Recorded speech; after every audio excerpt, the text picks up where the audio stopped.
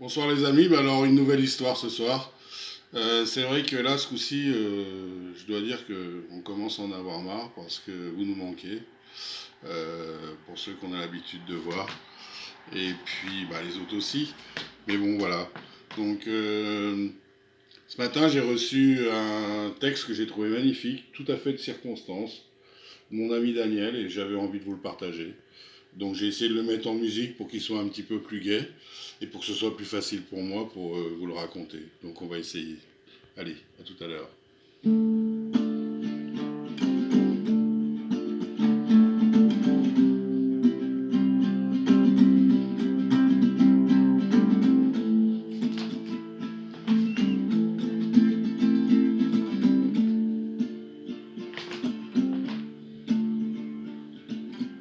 Mustapha Daleb, la plus belle plume tchadienne, a écrit: l'humanité est ébranlée et la société est effondrée par un petit machin.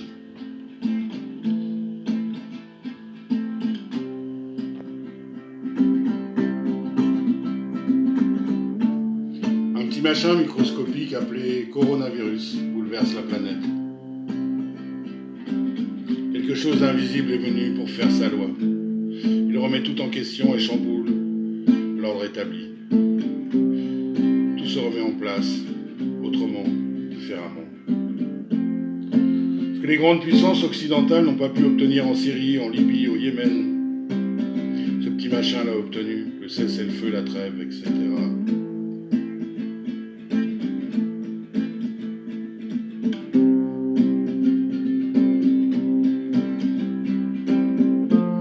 Ce que l'armée tchérienne n'a pas pu obtenir, ce petit machin l'a obtenu, le Irak a pris fin. Ce que les opposants politiques n'ont pas pu obtenir, ce petit machin l'a obtenu, le report des échéances électorales, etc.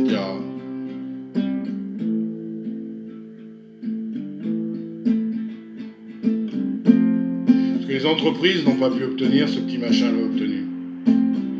Remise d'impôts, exonération, crédit à taux zéro, fonds d'investissement, baisse des cours des matières premières stratégiques, etc.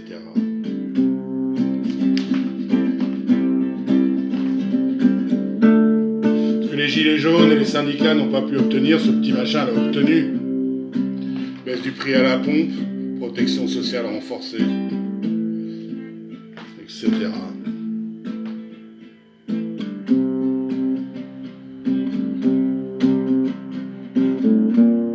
Soudain, on observe dans ce monde occidental le carburant a baissé, la pollution a baissé. Les gens ont commencé à avoir du temps, tellement de temps qu'ils ne savent même plus quoi en faire.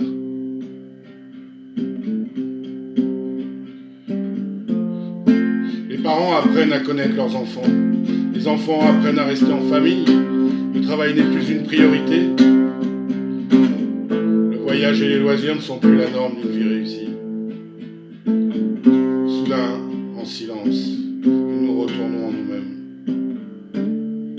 et comprenons que la valeur des mots, solidarité et vulnérabilité ont un sens.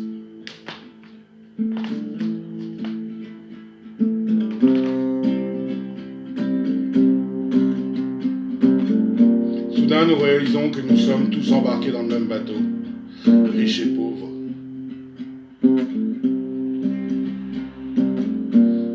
Nous réalisons que nous avions dévalisé ensemble les étagères des magasins et constatons ensemble que les hôpitaux sont pleins.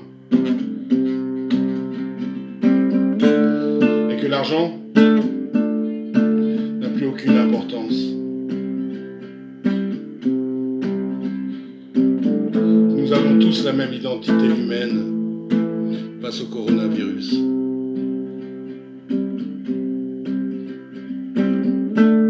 Nous réalisons que dans les garages, les voitures haut de gamme sont arrêtées juste que parce que personne ne peut sortir. Quelques jours seulement ont suffi à l'univers pour établir l'égalité sociale qui était impossible à imaginer. La peur a envahi tout le monde, elle a changé de camp.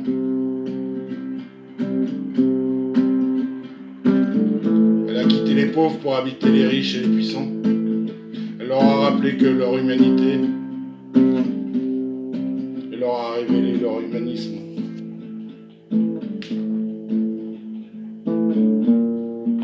Puisse cela servir à réaliser la vulnérabilité des êtres humains qui cherchent à aller habiter sur d'autres planètes, comme la planète Mars, et qui se croient forts pour cloner des êtres humains pour espérer vivre éternellement.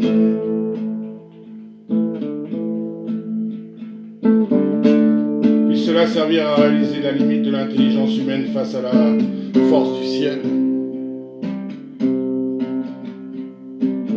Il a suffi de quelques jours pour que la certitude devienne incertitude, que la force devienne faiblesse, que le pouvoir devienne solidarité et concertation. Il a suffi de quelques jours pour que l'Afrique devienne un continent sûr et que le songe devienne un mensonge. Il a suffi de quelques jours pour que l'humanité prenne conscience qu'elle n'est que souffle et poussière. Qui sommes-nous? Que valons-nous? Que pouvons-nous faire face à ce coronavirus? Rendons-nous à l'évidence en attendant la providence. Interrogeons notre humanité dans cette mondialité à l'épreuve du coronavirus.